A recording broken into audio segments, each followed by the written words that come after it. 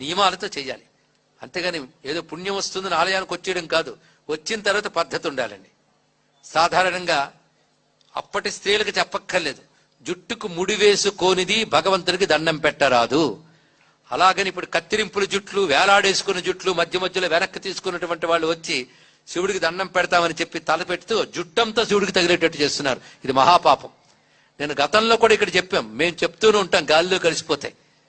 దాన్ని అమలు పరచాలనేటువంటి అధికార యంత్రాంగం ఉండాలి, అమలు పరిచేటువంటి చిత్తశుద్ధి ఉండాలి. ప్రస్తుతం అలాంటి వాతావరణం ఉందన్న నమ్మకంతో నేను చెప్తున్నాను. ఇక్కడ వచ్చేటువంటి యాత్రికులకి ఇన్ని బోర్డులు పెడుతున్నారే, సహస్రనామార్చనకి ఇన్ని వేలు, పూజలకి ఇన్ని వేలు అని ఇన్ని బోర్డులు పెడుతూ ఒక బోర్డు పెట్టండి, ఆడవాళ్ళు జుట్టు ముడి పెట్టుకు రావాలి, జడ వేసుకుని ఉండాలి చెప్పండి. అలాగే వివాహితులైనటువంటి స్త్రీలకి కాలి మట్టెలు ఉండాలి, నుదుట కుంకుమ ఉండాలి. ఇవి లేకుండా గుళ్ళకు వచ్చేస్తున్నారండి. ఇలాంటి సంస్కారాలు, సంప్రదాయాలు. అలాగే చీర కట్టు. అంతేగాని ఆధునిక వస్త్రధారణ చేసుకుని ఊరంతా తిరగండి, పర్వాలేదు, కానీ గుళ్ళోకి మాత్రం రాకండి. ఇక్కడ ఇంట్లో పూజ చేసినా, గుళ్ళో పూజ చేసినా కనీసం ఆ సమయంలో అయినా సంప్రదాయ వస్త్రధారణ ఉండాలి. పురుషులకే కాదు, స్త్రీలకి నియమాలు వర్తిస్తాయి. వచ్చి బొట్టు పెట్టుకోండి, బొట్టు పెట్టుకుని రండి, రెండూ చాలా అవసరం. ఇక్కడ శివారాధనకి భస్మధారణ, గంధం, కుంకుమ ధరించి అర్చన చేసుకోవాలి ఇక్కడ. కనుక అటువంటి సంప్రదాయం పాటిస్తేనే దేవత. ఎందుకంటే అక్కడ దేవత చూస్తోంది నిన్ను. దానికి తగ్గ వస్త్రధారణ ఉండాలి, దానికి కట్టుబొట్టు ఉండాలి. అలాగే పుణ్యస్త్రీలు పాపిడి తీసుకుని పాపిడి దగ్గరకు సింధూరము, కుంకుమ పెట్టుకుని రండి. మీరు అలా రండి, పిల్లలకి అలా నేర్పండి. ఇక్కడ కనీసం ఇక్కడ వచ్చినప్పుడు ఇది ఇతర మతాల వాళ్ళు కూడా వాళ్ళ మత కేంద్రాలకు వెళ్ళినప్పుడు మాత్రం వస్త్రధారణ శ్రద్ధగా చేస్తారు. విదేశాల్లో కూడా నియమాలు ఉన్నాయి.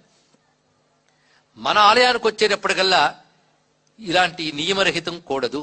అయితే ప్రజలకి శ్రద్ధ కావాలి నిజమే, కానీ వచ్చిన వాళ్ళకి నేర్పవలసిన బాధ్యత కూడా దేవాలయ నిర్వాహకులకు ఉన్నది.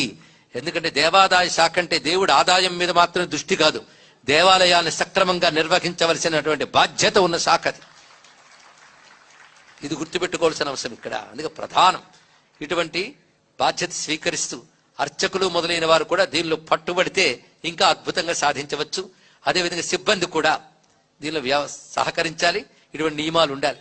అందుకే సాష్టాంగం ఇత్యాదులు. ఆలయంలో పద్ధతి వేరు. ఆలయంలో స్వామి దగ్గర ప్రదక్షిణ నమస్కారం చెయ్యరాదు. కొందరు అర్చకులు ఏం చేస్తారంటే ప్రదక్షిణ నమస్కారం చేయండి అని చెప్పేస్తుంటారు. ధ్వజస్తంభానికి బయటే సాష్టాంగం, బయటే ప్రదక్షిణాదులు చెయ్యాలి, కానీ ఆలయం వద్ద, స్వామి వద్ద చెయ్యరాదు.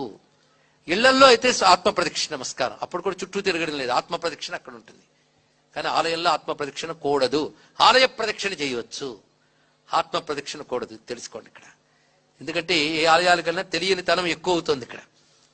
పైగా ఏమంటే ఏమనుకుంటారో అని భయం చేత కూడా కొందరు అర్చకులు తెలిసినా చెప్పలేకపోతున్నారు. కానీ తెలుసుకోవాల్సిన బాధ్యత ఉంది ఇక్కడ. సాష్టాంగాన్, స్త్రీలు సాష్టాంగం చేయకూడదు, అష్టాంగం చేయాలి. అంటే సపాటుగా నేల మీద స్త్రీలు పడుకోరాదు, పురుషులు పడుకోవాలి. కానీ ఇది స్త్రీకి ఇచ్చిన మర్యాద. అది మోకాళ్ల వరకే, వాళ్ళు మోకాళ్ల మీద కూర్చుని రెండు చేతులు తలపై పెట్టుకుని నమస్కరించాలి ఇక్కడ, తల వంచి, అంతే. ఈ విధంగా వారికి వాళ్ళు పంచాంగాన్ వాళ్ళు చేయాలి. దండవత్ భూమౌ ప్రణామాస్తే మదర్పితాన్ అంగీకృత దయాసింధో శ్రీగిరీశ్వర పాహిమాం.